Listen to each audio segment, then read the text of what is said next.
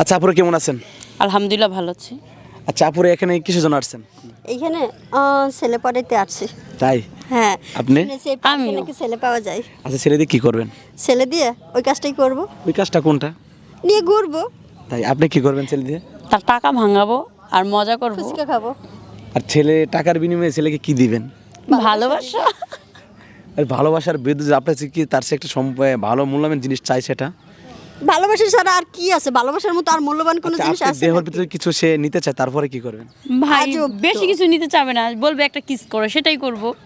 না আমি হলো অন্যের চাইতাম, কিন্তু ওই ছেলেটা যদি কিস করতে চাবে সেটা জানি না। আমাদেরকে দেখে আপনার মন চাচ্ছে। আচ্ছা যাই হোক, তাহলে আমি একটা কথা বলি।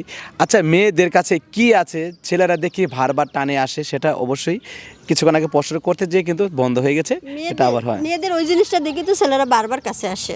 মেয়েদের এমন জিনিস আকর্ষণ মানে চুমুকের মতো খালি টানে, বুঝছো? আচ্ছা চুমুক আছে মেয়েদের মেয়েও জিনিসটা আছে। কি আছে সেটা টানে, তার টানে বারবার আসে, সেটা আপনি কি? দেখে চুমুক আছে, বুঝতেছেন না চুমুক। কি আছে? কি আপনাদের কি দেখাচ্ছেন? আমি বুঝি না। ভালোবাসা আছে। রসগোল্লা ডালিমের গাছ আছে, বুঝছেন? এই যে আপনাদের এই যে ওটা নিবের গাছ এটি। বুঝছেনই তো। আচ্ছা অডিয়েন্সকে বলবো ওরা নেগেটিভ নেবেন না, ওরা কিন্তু অবশ্যই নেগেটিভ চলে গেছে, একদম কিন্তু পজিটিভ প্রশ্ন করেছিলাম। আচ্ছা যাই হোক, তাহলে আমরা পরবর্তী প্রশ্নে চলে যাই।